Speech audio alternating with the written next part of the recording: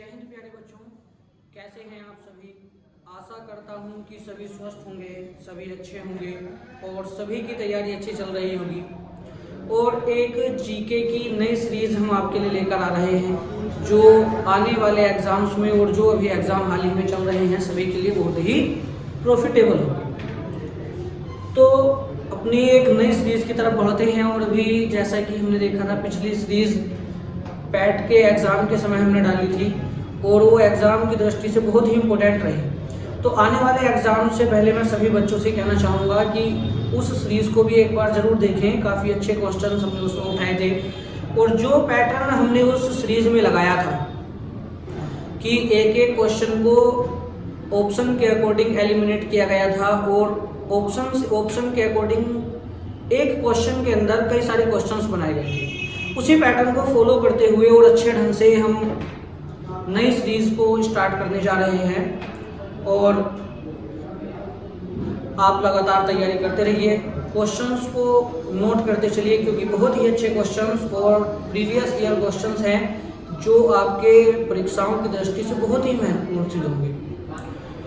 तो करते हैं तैयारी और बढ़ते हैं अपनी सीरीज की तरफ और लगातार बने रहिए तैयारी में हमारे साथ, क्योंकि कहते हैं कि कई जीत बाकी हैं और कई हार बाकी हैं। कई जीत बाकी हैं और कई हार बाकी हैं, अभी तो जिंदगी का सार बाकी है। कई जीत बाकी हैं, कई हार बाकी हैं, अभी तो जिंदगी का सार बाकी है। अभी चले हैं यहाँ से एक नई मंजिल की ओर, ये तो सिर्फ एक पन्ना था। कि अभी चले हैं यहाँ से नई मंजिल की ओर, ये तो सिर्फ एक पन्ना था, अभी तो पूरी किताब बाकी है। आइए बढ़ते हैं अपनी सीरीज की तरफ और बात करते हैं पहले क्वेश्चन की। तो क्वेश्चन कहता है कि जियोलॉजिकल सर्वे ऑफ इंडिया का मुख्यालय कहाँ है। तो प्यारे बच्चों, पहला क्वेश्चन है और बहुत ही इंपॉर्टेंट क्वेश्चन है कि जियोलॉजिकल सर्वे ऑफ इंडिया का मुख्यालय कहाँ है। तो आंसर होगा आपका Calcutta. Geological survey of India का मुख्यालय कहाँ होगा, कलकत्ता होगा। इसके बाद यदि हम बात करते हैं ऑप्शन के अकॉर्डिंग एलिमिनेट करते हैं हम, तो यदि बात करते हैं सेकंड ऑप्शन की, देहरादून। तो प्यारे बच्चों, देहरादून में क्या है, FRI forest research institute. FRI कहां पर है प्यारे बच्चों, देहरादून में। और अगर हम बात करते हैं तेल और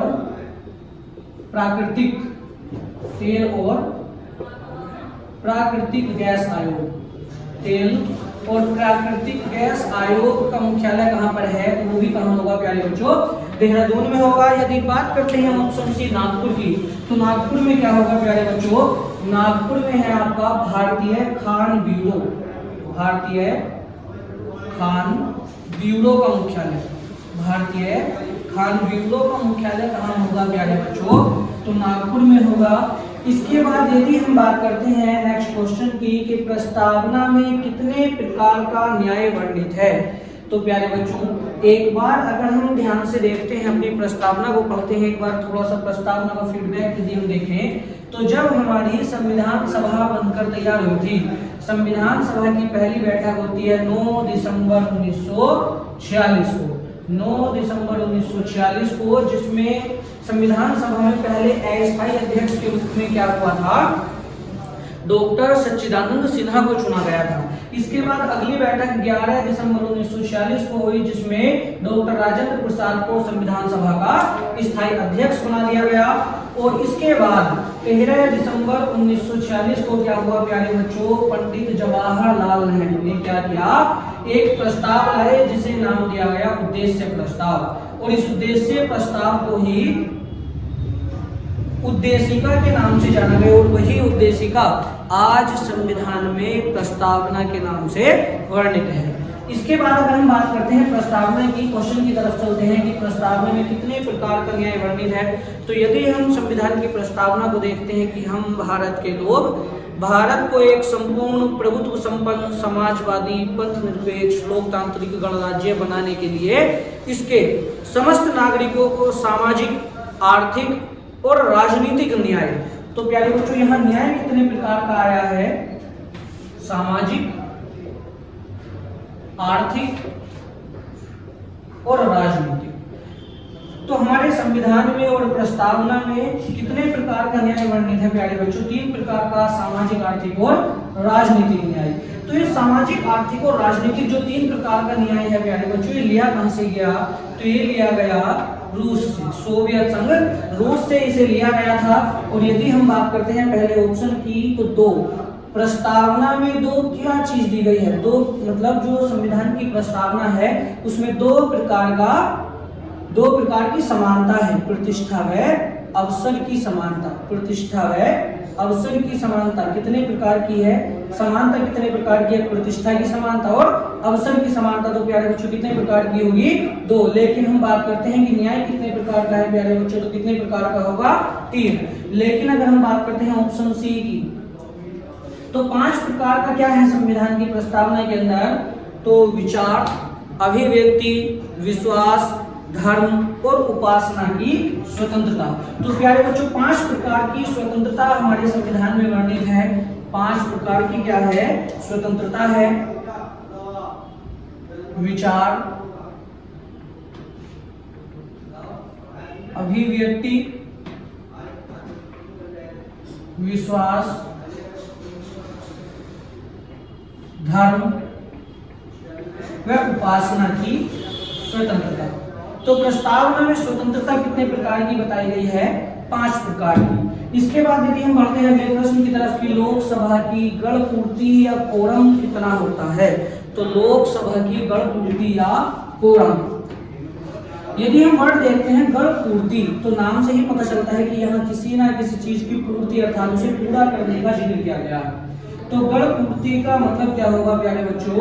कि गणों की पूर्ति, गण यानी कि जितनी भी संख्याएं सदन में है, अर्थात यदि हम बात करते हैं लोकसभा की या बात करें राज्यसभा की या फिर विधानमंडल के किसी सदन की बात करें, विधानसभा या विधान परिषद की, तो उसमें सभा करने के लिए, एक सभा बैठाने के लिए, बैठक को करने के लिए न्यूनतम कितने सदस्यों की आवश्यकता होगी?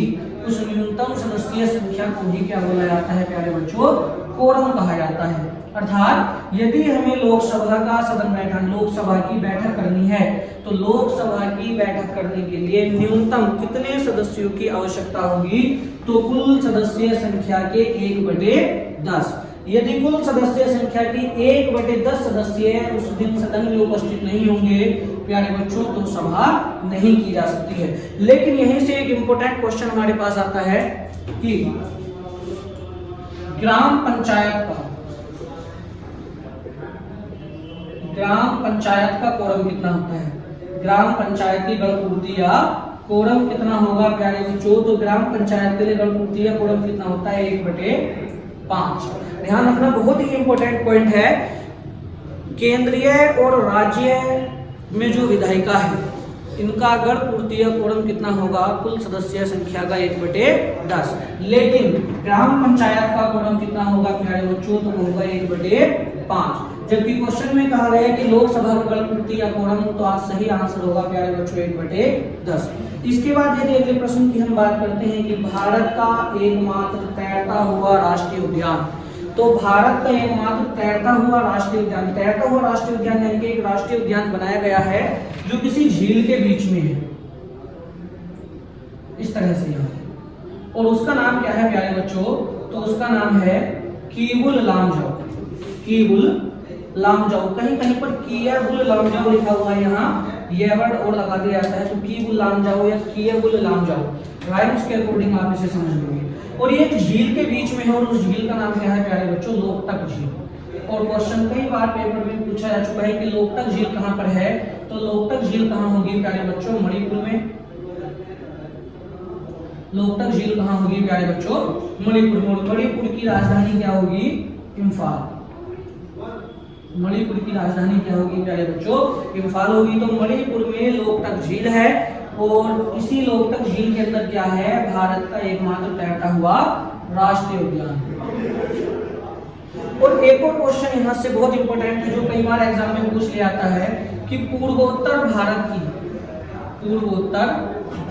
की मीठे पानी की, पूर्वोत्तर भारत की मीठे पानी की सबसे बड़ी झील, पूर्वोत्तर भारत की मीठे पानी की सबसे बड़ी झील, तो वो भी कौन सी होगी प्यारे बच्चों, लोकटक झील होगी।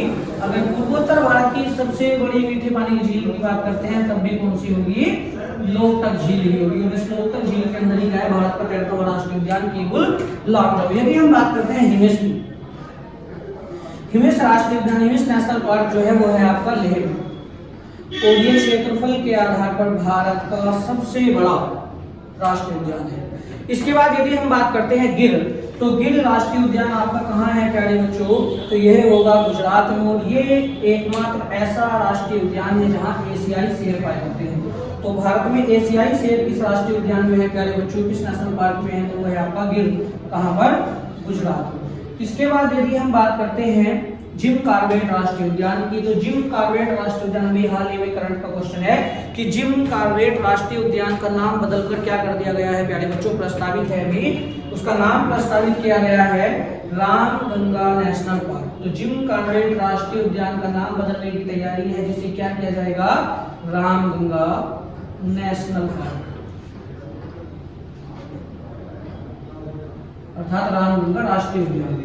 इसके बाद यदि हम बात करते हैं अगले प्रश्न की कि मसालों का बगीचा किसे कहा जाता है, मसालों का बगीचा या फिर मसालों का देश किसे कहा जाता है प्यारे बच्चों, तो केरल को। लेकिन यहीं से एक क्वेश्चन और पूछ लिया जाता है कि मसालों का द्वीप, एक वर्ड है मसालों का देश या फिर मसालों का बगीचा, तो ये किसे कहा जाएगा, केरल को। लेकिन यदि क्वेश्चन पूछ लिया जाए कि मसालों का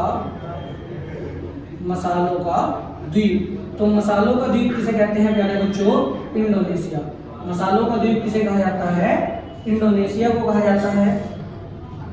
लेकिन यहाँ हमसे क्वेश्चन पूछा गया था कि मसालों का बगीचा कौन होगा, तो प्यारे बच्चों क्या होगा, केरल। इंडोनेशिया क्या होगा, मसालों का द्वीप होगा। यदि बात करते हैं पुर्तगाल, यहाँ ऑप्शन में रखा हुआ एक वर्ड है, तो पुर्तगाली वो व्यक्ति थे जो भारत से, एक पुर्तगाली आया था, पुर्तगाल का निवासी था जिसका नाम था वास्को डी गामा। तो पुर्तगाल का निवासी वास्को डी गामा, उसने 1498 में भारत के समुद्री मार्ग की खोज की थी। भारत की खोज नहीं, भारत के समुद्री मार्ग की खोज, भारत के समुद्री मार्ग की खोज किसने की थी प्यारे बच्चों, तो वो की थी वास्को डी गामा ने। और यहीं से क्वेश्चन आता है आपका कि वास्को डी गामा कितनी बार भारत आया था, तो प्यारे बच्चों वास्को डी गामा 3 बार भारत आया। 1498 में आया था, 1502 में आया, और उसके बाद 1524 में वास्को डी गामा अंतिम रूप से भारत आया। और यहीं पर उसकी क्या हो जाती है, मृत्यु हो जाती है, और कालीकट में इसकी मजार बना दी जाती है। तो 1524 में इसकी मृत्यु हो गई थी वास्को डी गामा की। पुर्तगाली निवासी था जो भारत से मसाले ले गया था पुर्तगाल में, और वहीं से वहाँ जब व्यक्तियों को ये मसाले दिए गए, बाजार में बेचे गए, तो एक तो वो लगभग 65 गुना दाम पर बिके, और खाना बहुत स्वादिष्ट लगा उसके कारण, मसालों के कारण, तो लोगों ने इसका व्यापार करना बहुत उचित समझा। और यहीं से भारत से फिर उसके बाद पुर्तगाली और अन्य यूरोपीय शक्तियाँ मसाले ले जाती थी और अपने देशों में बेचती थी।